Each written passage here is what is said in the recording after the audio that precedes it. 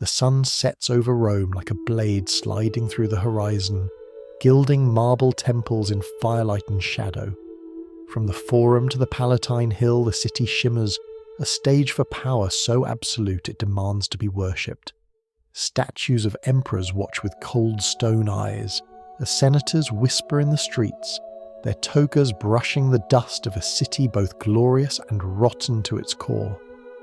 Rome is not merely the centre of the world, it is the pulse of desire, ambition, and unspeakable hunger. By day, the streets are crowded with merchants shouting of spices, silks, and jewels hauled from the far corners of the empire.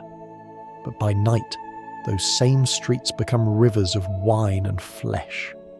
Prostitutes, draped in nothing but the gleam of oil on their skin, lean from shadowed doorways. Noble women slip out of their villas masked, seeking pleasures their husbands cannot or will not provide. Every alley whispers of secrets, every archway hides a scandal. Rome breathes sin, and its heartbeat is power. But here, sex is not love. It is currency. It is a weapon, sharp as any gladius. To lie with someone is not merely to take them to bed. It is to conquer them, to mark them as either dominant or submissive, victor or vanquished. Even the rumours of who shares whose bed can destroy a senator's reputation faster than a legion can storm a city. And no one understands this better than Rome's emperors. What would you do, I ask you, if your emperor demanded not just loyalty, but your body? Would you resist? Would you submit? Or would you gamble your very soul for survival? Before we descend into Rome's world of power, lust, and betrayal, if you love uncovering the hidden truths that history tried to bury, take a moment to hit that like button and subscribe, and tell me in the comments, where in the world are you listening from? It amazes me that we're exploring these dark corners of history together, connected across centuries by the same curiosity for stories that still haunt us. The tale you're about to hear is not entirely true, but it's not entirely false either. Now imagine walking into one of Rome's lavish banquets. Golden candelabras drip with molten wax, casting long shadows over mosaics that tell stories of gods who are just as lustful, just as cruel, as the men and women who now feast here.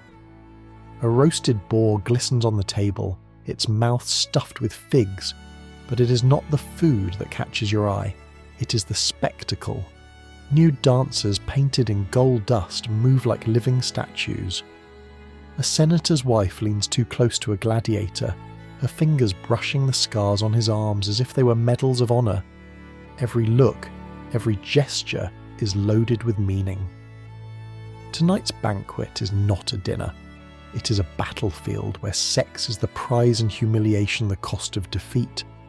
This is the world Rome has built, a city where even morality bends under the weight of power.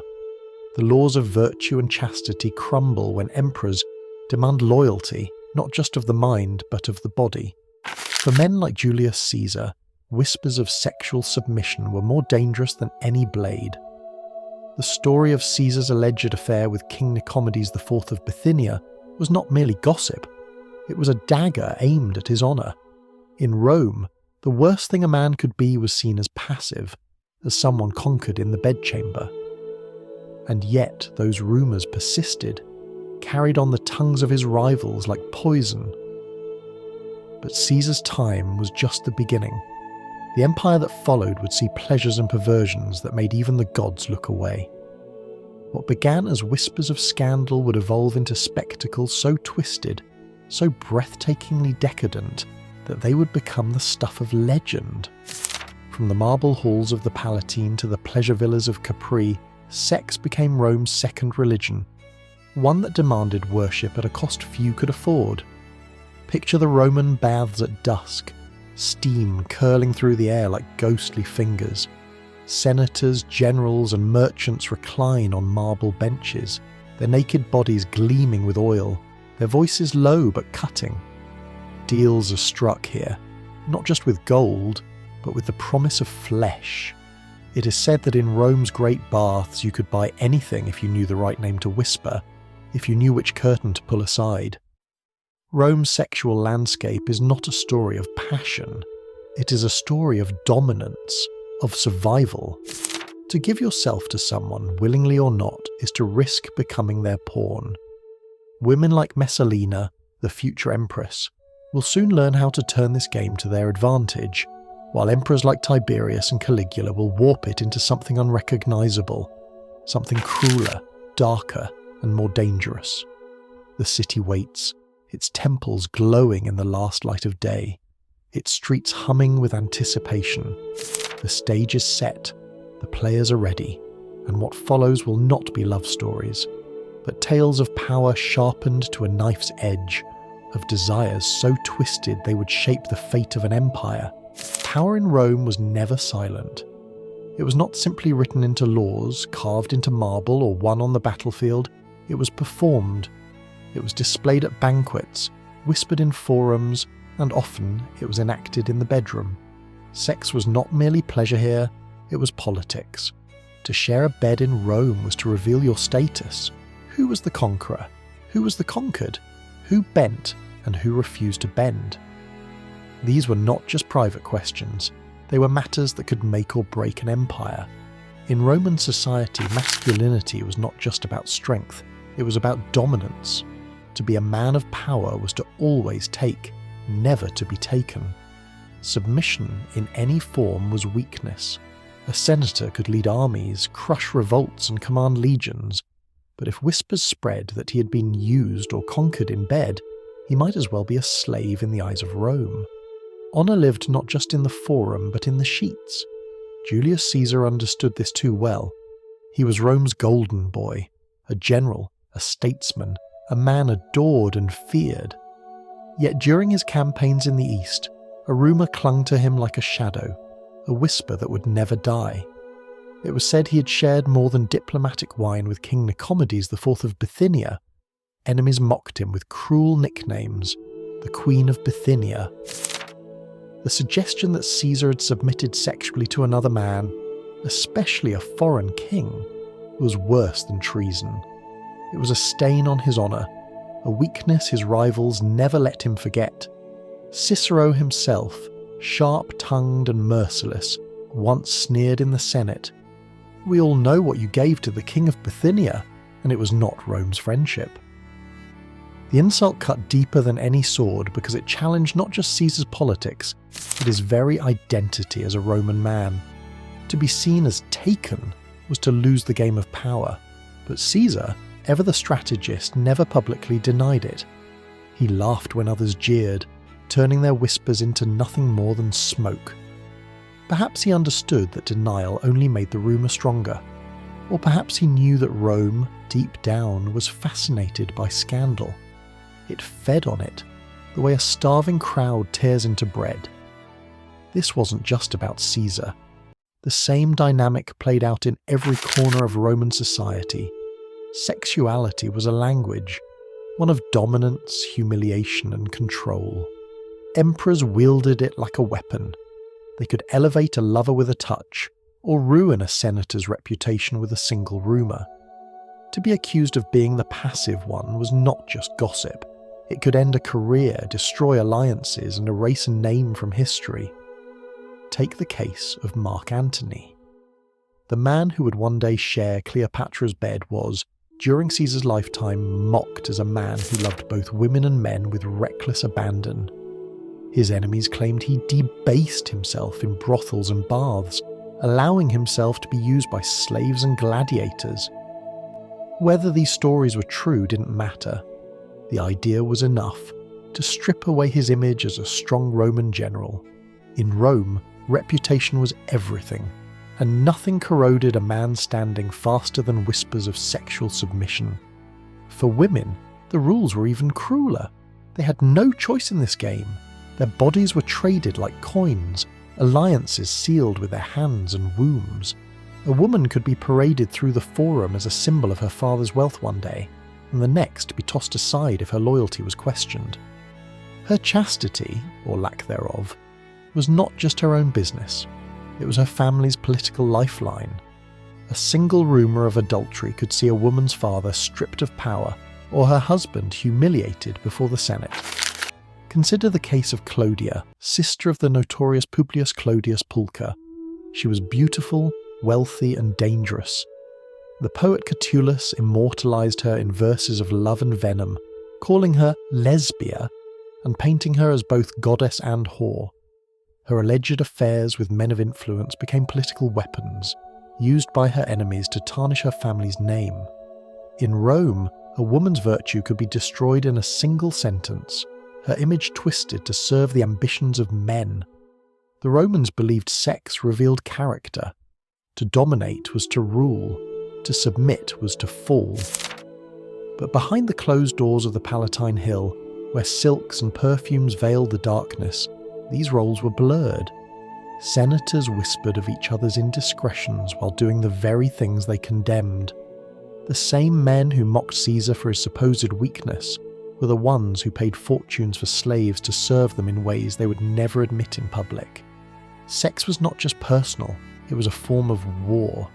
And in Rome, war never ended.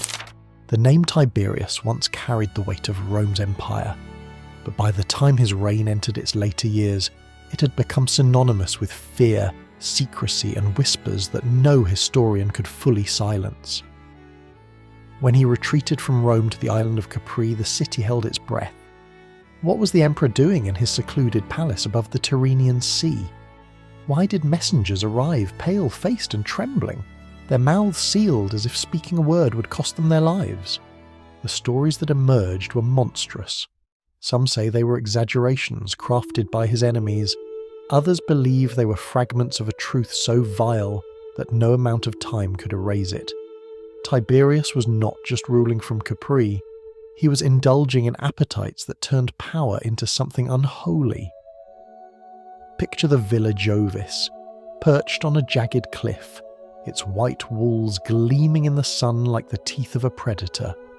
The sea crashes below, relentless, a reminder that there is no escape from this place. Here, surrounded by luxury, Tiberius built his private kingdom of shadows. He was old by then, his face lined and weary, but the fire of desire still burned in him, warped, cruel, and hungry. The rumours tell of gardens filled with young boys and girls, brought from across the empire and trained to entertain the emperor, not with music or poetry, but with their bodies. Servants whispered of children turned into little fishes, taught to swim between the emperor's legs in his marble pools. Whether these tales were true or not, they spread like a plague, infecting the name of Tiberius forever. But it wasn't just the youth of his companions that horrified Rome, it was the cruelty. Tiberius had a taste for humiliation. To him, sex was not pleasure, it was domination, an act of stripping away dignity until nothing remained but obedience. Those who displeased him, it was said, were punished not with exile or death, but with something worse, a place in his twisted games, forced to degrade themselves for his amusement. Rome, meanwhile, seethed with unease. The Senate, left to govern in his absence, whispered about the emperor who had abandoned the capital for an island of debauchery. Pamphlets circulated, their words dripping with venom. They called him the monster of Capri, they called him the old goat.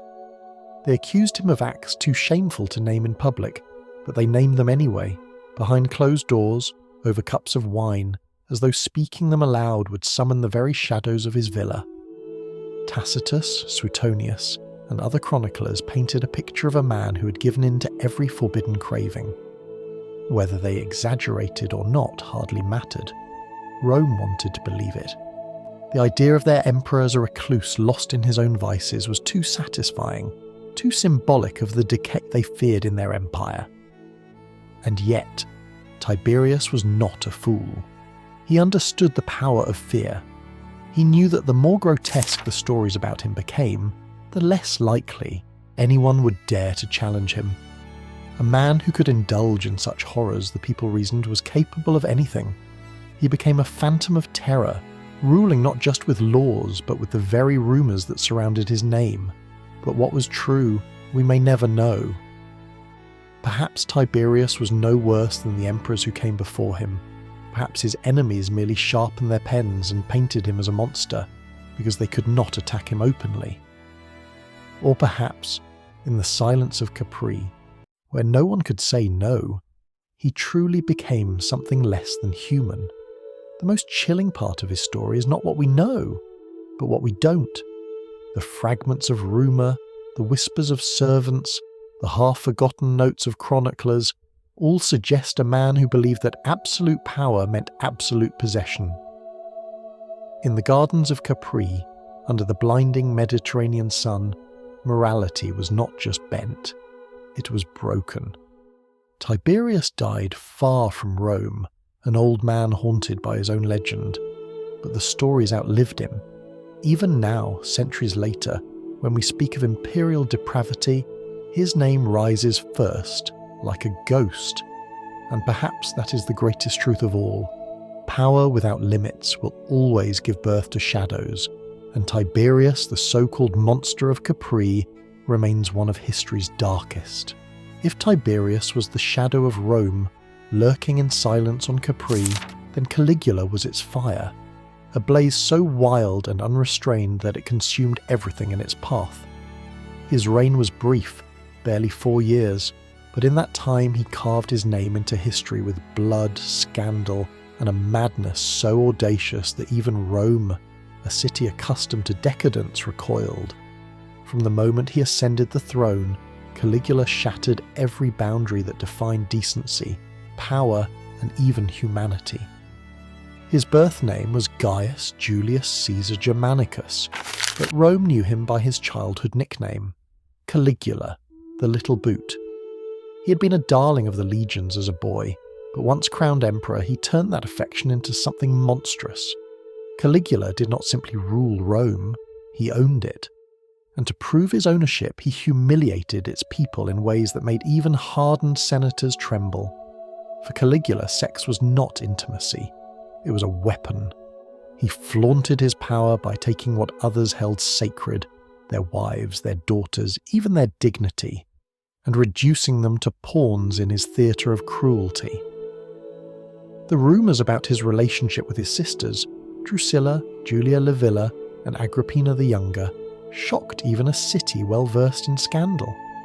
It was whispered that he lay with them openly, at banquets and festivals, parading them like trophies. Drusilla, the one he reportedly loved most, was treated not as a sister, but as an empress in her own right, with honours that rivaled his own. When she died suddenly, Caligula's grief turned dark. He ordered public mourning as if Rome had lost its queen, and some claimed he swore never to love another the way he loved her. Were these whispers true? Perhaps not all. But in Rome, where scandal was currency, the mere possibility was enough. Caligula, either out of arrogance or sheer madness, never sought to silence these rumours. If anything, he stoked them. At lavish feasts he would summon the wives of senators, choosing among them as one might choose a fine wine. He would disappear with them behind closed curtains and then return smirking, to comment on their performance in front of their husbands. It wasn't about pleasure, it was about power, about watching Rome's most powerful men squirm while he dismantled their pride. His cruelty extended beyond the noble class. Slaves, servants, gladiators, no one was beyond his reach. It was said that during his infamous orgies, Caligula turned the palace into a carnival of degradation.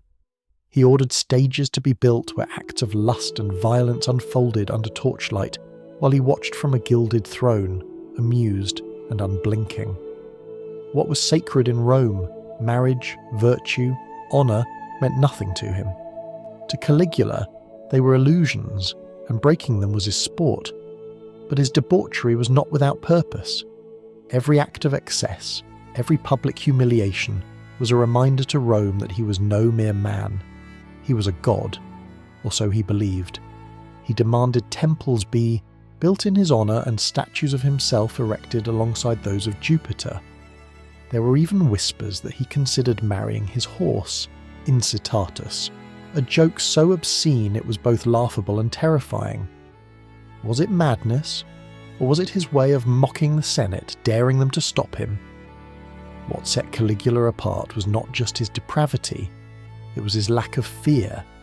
He walked the line between man and monster, unbothered by the judgment of history, and yet this very audacity sealed his fate. Rome could endure corruption, it could endure cruelty, but when an emperor mocked the very fabric of Roman order, even those closest to him began to plot his end. In the end, Caligula's life was as violent as his reign. He was cut down by his own guards, stabbed to death in a palace corridor, his blood pooling beneath the marble that had witnessed his excesses. But death did not erase his legend. To this day, his name is spoken as a warning, a reminder of how power, when untethered by morality or reason, becomes something inhuman. Caligula's reign was not just a chapter in Rome's history, it was a mirror, reflecting the darkest desires and fears of a city that had long since blurred the lines between spectacle and sin.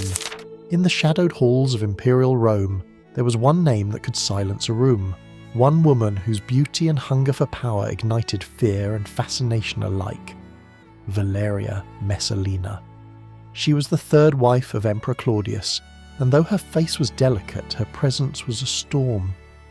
History remembers her not for kindness or loyalty, but for a reputation so scandalous that even centuries later, her name is whispered like a curse. Messalina was young when she married Claudius, barely in her teens, yet she quickly learned that the imperial court was not a place for innocence. Behind the polished marble and golden draperies, Rome was a jungle of scheming senators, jealous mistresses, and hungry courtiers. To survive, Messalina wielded her beauty as a weapon sharper than any dagger, and soon she was feared not just as an empress, but as a predator. Whispers painted her as insatiable, a woman whose appetite for pleasure was rivaled only by her thirst for power. It is said she hosted secret banquets that turned into orgies, with senators, gladiators, and even slaves summoned to satisfy her whims. Whether these stories are fact or propaganda, they built an image of Messalina as a woman who would not be caged by Rome's rigid ideals of female virtue. The most infamous tale is the one that still haunts her legend: the brothel competition. According to ancient sources like Juvenal, Messalina disguised herself as a common prostitute and entered a contest against one of Rome's most famous courtesans. The challenge? To see who could entertain more men in a single night. The courtesan, renowned for her stamina, gave all she could, but by morning it was said Messalina had won the contest, still unsatisfied, still demanding more. Whether this story is truth or slander, it became a weapon used against her, a way to paint her as the embodiment of depravity. But Messalina's scandals were not just about desire, they were about power. She understood that in Rome, the bedchamber was as important as the Senate floor. Through her lovers, she built alliances. Through her secrets, she gained leverage. Men who underestimated her often found themselves destroyed, their careers shattered by a whisper from the empress's lips. Claudius, the emperor, was not known for passion. He was older, awkward, and often mocked for his limp and his stammer. While he ruled Rome with caution and calculation, Messalina moved in shadows he could not see, or chose not to see. Did he know of her affairs? Did he turn a blind eye because confronting her would mean confronting his own weakness? Some say he loved her too much to care. Others say he feared her. Her downfall, however, was as dramatic as her life. Messalina's ambitions grew too bold. While Claudius was away from Rome, she allegedly married her lover Gaius Silius in what was either an act of reckless passion or a calculated attempt to seize the throne. The marriage was scandalous, a public betrayal of the emperor himself. The city buzzed with disbelief. Was the empress truly planning a coup? When Claudius learned of the betrayal, his shock turned to cold fury. He did not confront her directly. Instead, he sent armed men to bring her down. Messalina fled to the gardens of Lucullus begging for mercy, but mercy never came. She was given a choice: take her own life or be executed. Trembling, unable to act, she was struck down by a soldier's blade, her story ending not with a whisper but with a scream. Rome did not mourn her. If anything, the city exhaled, as though the air itself had been poisoned by her presence. But even in death, Messalina's legend grew. She became the symbol of unbridled female power, a warning to every empress who would follow. Was she truly as depraved as the stories claim? Or was she simply a woman who dared to play the game men had always played, and paid the price for it? In the end, it doesn't matter. Messalina's name was carved not just into history, but into the myth of Rome's darkest desires. Her shadow lingers in the stories of emperors and generals, a reminder that in Rome, power and lust were never far apart, and those who used one to fuel the other often met their end in blood. When the name Nero is spoken, it echoes like a curse across history, an emperor remembered not for his governance, but for the chaos, fire and decadence that defined his reign. If Tiberius turned lust into secrecy and Caligula flaunted it with madness, Nero transformed it into theatre. For him, sex was not a private indulgence but a performance stage for Rome's elite, an act of power where cruelty and pleasure blurred until they were indistinguishable. The golden halls of Nero's palace were not just places of residence, they were stages. Imagine walking through the Domus Aurea, his golden house, where walls shimmered with marble and gold leaf, and ceilings opened like mechanical petals to rain flowers and perfume on guests. But beneath this spectacle was something darker. When the banquets began, they did not end with music or dance. They ended with orgies so infamous that even Rome's seasoned senators recoiled in disgust. Nero believed that no one's virtue should remain untouched if it could entertain him. Men, women, slaves, even nobles who considered themselves untouchable, none were beyond his reach. He delighted in stripping away dignity, forcing Rome's most powerful families to watch as their wives and daughters were paraded and humiliated. What began as a feast of exotic meats and rivers of wine would descend into chaos, where the emperor himself played the conductor of a symphony of desire and fear. One of his most notorious acts was his marriage to Sporus, a young boy whom Nero had castrated and dressed as a bride. Before a crowd of witnesses, Nero held a public ceremony where Sporus was veiled, adorned with jewels and given the title of empress. The message was clear. In Nero's Rome, power had no boundaries, no shame, no morality. His court was a theatre where every tradition was mocked, every sacred vow twisted into something grotesque. These spectacles were not just indulgences, they were weapons. By drawing the Senate and Rome's elite into his performances, Nero bound them with fear and humiliation. He knew that the memory of what they did or what they watched would keep them silent. Who would dare oppose a man who had the power to turn them into actors in his depraved plays? The historian Suetonius writes of nights when Nero would disguise himself and roam the streets, attacking or violating those he found, treating Rome itself as his personal playground. By day, he posed as an artist, performing songs and plays for audiences that were too terrified to leave. By night, his palace became a labyrinth of pleasure and punishment. Some were forced to watch as others were degraded. Some were ordered to participate in acts that would haunt them for life. And yet, like all legends, we must ask, how much of this is truth and how much is the poison of propaganda? Nero's enemies, particularly after his fall, painted him as a monster, a man who burned Rome and played music while it burned, who indulged in horrors beyond imagination. Perhaps some of these stories were exaggerated, but the kernel of truth within them is undeniable. Nero wanted to be remembered, not as a ruler, but as a god of spectacle, a man for whom power and pleasure were the same thing. Even his death years later felt like a tragic performance. Hunted by his own senate, abandoned by the people who once cheered him, Nero took his own life, whispering, "What an artist dies in me." But the legacy of his excesses, his orgies, and his cruelty did not die with him. It became the lens through which future generations would see the Roman Empire itself, a civilization brilliant and brutal, capable of greatness, but always haunted by its hunger for control and pleasure. Nero's court was not just a place of lust, it was a warning, a reminder that when power is absolute, morality is the first casualty. And the emperor who once drowned Rome in perfumes and blood became its eternal symbol of how far a man can fall when nothing and no one can say no. Rome did not hide its flesh, it advertised it. On street corners, in bathhouses, beneath painted phalluses carved into stone to point the way, desire was a business, regulated, taxed and displayed. Where other civilizations cloaked sex in shame, Rome priced it, stamped it, and filed it under revenue. Walk the Suburra at night, the city's underbelly, dense, loud, and dangerous. Oil lamps flicker against damp brick. From narrow doorways, women call to passers-by, their voices soft, then sharper when coins jingle.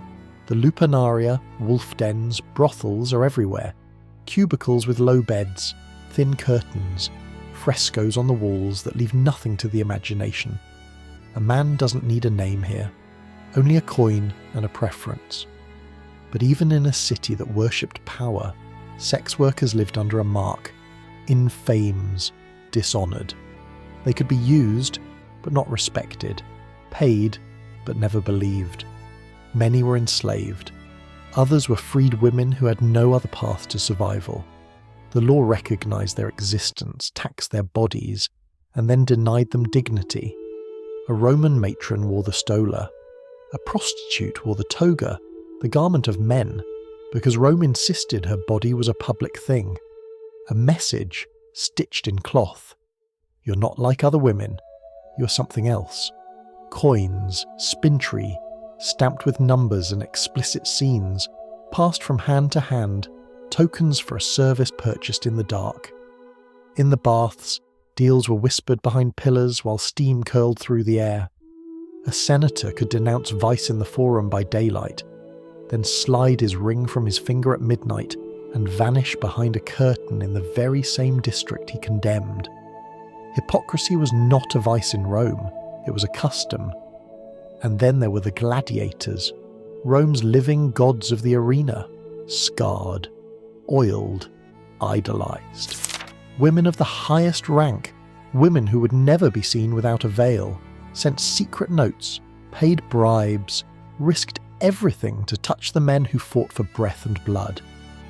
Juvenal tells us of Epia, the senator's wife who ran off with a gladiator, leaving status, jewels and safety for a man with wounds instead of titles. Why? Because gladiators embodied what Rome craved and feared, raw power stripped of pretense. They were slaves, often foreigners, legally nothing, yet sexually irresistible. A forbidden mirror held up to the city's elite. Rome made entertainment out of everything, even sex. Banquets spilled into performances, performances into transactions. Bodies were trade goods, reputations, collateral. The line between stage and bed was thin, often invisible. In private villas during midnight feasts, the entertainers did not stop at music. Guests watched, then acted, then pretended not to remember in the morning. The same hands that signed laws erased memories with wine, and yet for all the frenzy, for all the indulgence, there was fear. To desire too openly was dangerous. To be desired too openly could be fatal. Gladiator caught in a noble woman's bed could disappear into the sand of the arena before dawn. A freed woman who embarrassed a patron might find herself re-enslaved by legal trickery. Power decided what was lust and what was treason. Rome's streets told the story better than its senate ever could. Carved phalluses set into paving stones pointed the way to brothels. Household doorways wore facina, amulets against the evil eye, because even those who indulged in excess believed they needed protection from it. Bath attendants learned to look away. Tavern keepers learned to forget faces. Everyone played a role. Everyone knew the script. But here is the quiet truth. Most of the city did not live like emperors. Most Romans didn't attend orgies under gilded ceilings or command lovers with a gesture. They survived. They sold what they had: labour, muscle, body, secrets. The empire fed on them as surely as it fed on conquered lands. And while poets crafted scandal and emperors staged decadence, the women of the Lupanaria and the men of the gladiator schools bore the real cost. Rome called itself eternal. But walk those alleys long enough, and you'll see it. The fragility beneath the marble. A city that worshipped dominance created markets for submission. A city that worshipped honour built its economy on shame. By daylight, the empire paraded its laws. By night, it counted its earnings. And always, always, the streets remembered what the Senate tried to forget. The marble halls of Rome's elite were places of calculation, whispers, and shadows. Senators debated laws by day, but when the torches dimmed, when the wine flowed like rivers, a different Rome emerged, one that history only dares to hint at. Behind the locked doors of villas and palaces, power fed on pleasures so strange, so extravagant, that they blurred the line between desire and madness. To the Roman elite, sex was never just about the body. It was about control. They sought the exotic, the forbidden, the unthinkable, not because they craved love, but because they craved the feeling of being untouchable. When you are a senator, a general, an empress, or even an emperor, ordinary pleasure is no longer enough. You need to conquer something new. Slaves brought from the far reaches of the empire, Gaul, Britannia, Syria, Nubia, were prized not just for labour, but for their novelty. Their accents, their unfamiliar features, their strange tattoos and jewellery made them living curiosities. It was not uncommon for a Roman noble to host a feast where these foreign slaves were displayed like treasures before being led away for private entertainment. In these moments, the elite felt as though they owned the world, not just its lands, but its people, its beauty, its secrets. Perfumed oils, strange herbs, and aphrodisiacs became part of these games. Honey mixed with pepper, oysters fresh from the sea, even dangerous substances like cantharids, Spanish fly were rumoured to be used despite the risk of poisoning. It wasn't about romance. It was about heightening the senses until every act felt like a challenge to the gods themselves. The feasts of the elite often dissolved into hidden orgies, but these were not the drunken free-for-alls of taverns. These were orchestrated like performances.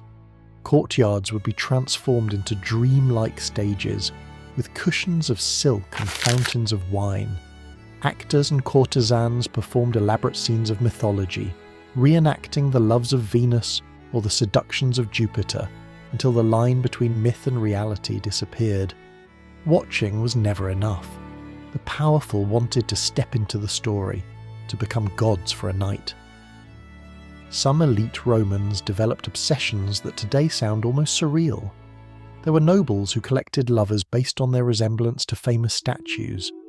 Others demanded that their partners wear masks of gods and heroes while they played out the great myths of Rome. To them, it wasn't strange. It was Rome. A civilization built on stories, legends, and the belief that mortals could brush shoulders with the divine. The Empress Poppaea Sabina, wife of Nero, was said to bathe daily in ass's milk, believing it made her skin soft and irresistible. Nero himself was rumoured to stage mock weddings during these nights of excess, marrying men to men or women to women, just to watch the scandal ripple through his court. It was not love, it was theatre, a show of how the rules that bound ordinary Romans did not apply to the gods of the Palatine Hill. Even banquets became dangerous games of desire. Some nobles had the floors of their dining rooms fitted with trap doors, so that dancers and performers could appear unexpectedly, or so that guests could be invited to more private amusements without warning. Others constructed secret chambers beneath their villas, filled with couches and soft lights, where they entertained select company away from prying eyes. Yet all of this indulgence came at a cost. The more twisted the pleasures, the more vulnerable the elite became to scandal. Rumours spread like wildfire.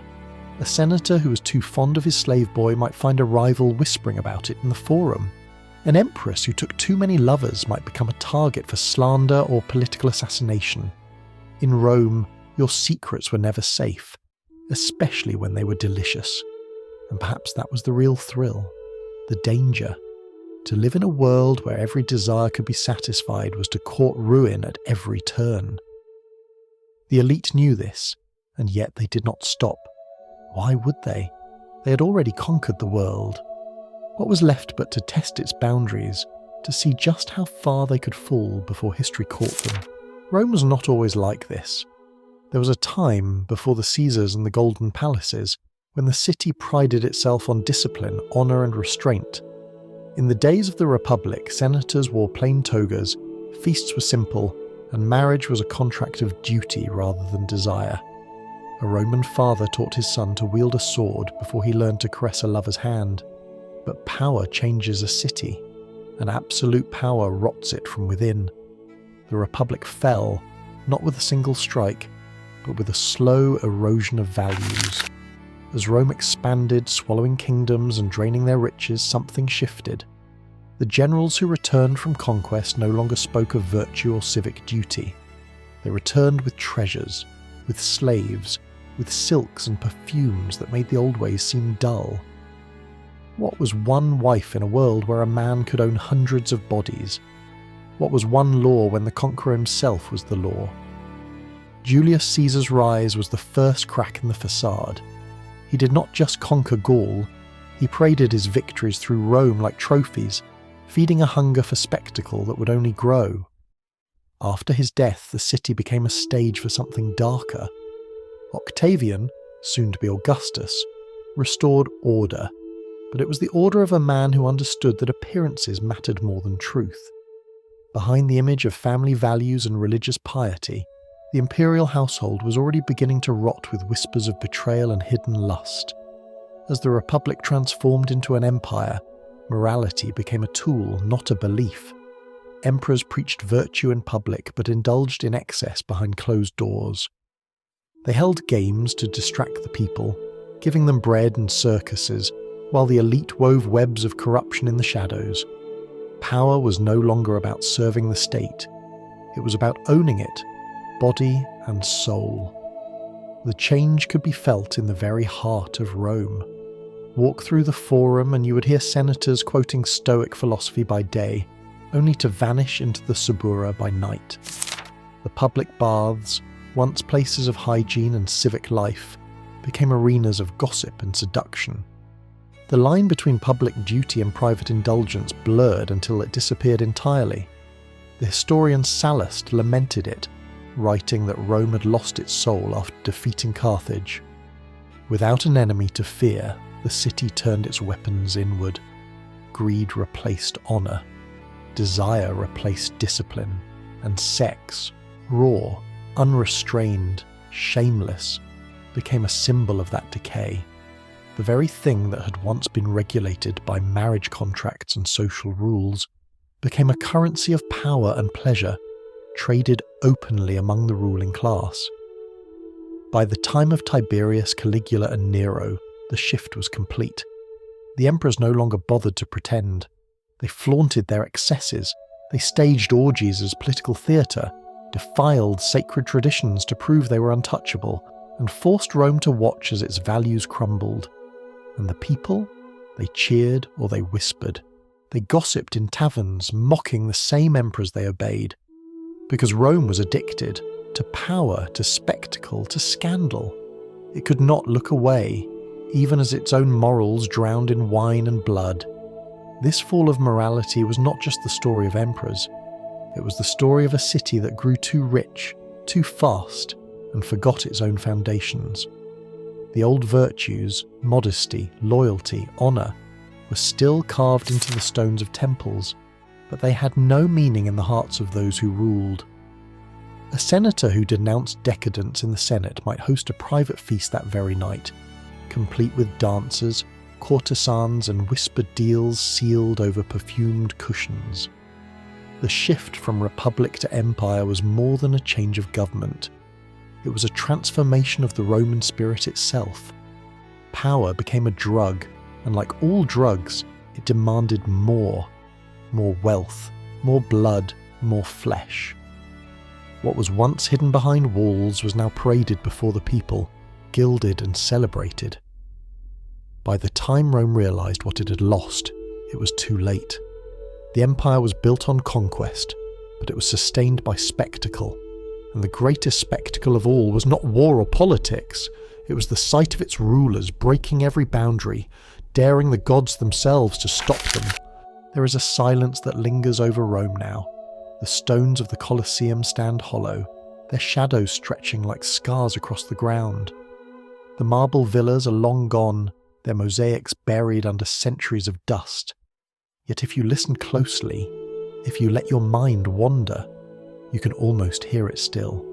The music of flutes drifting from a banquet hall, the soft murmur of forbidden whispers, the cruel laughter of an emperor who believed himself untouchable.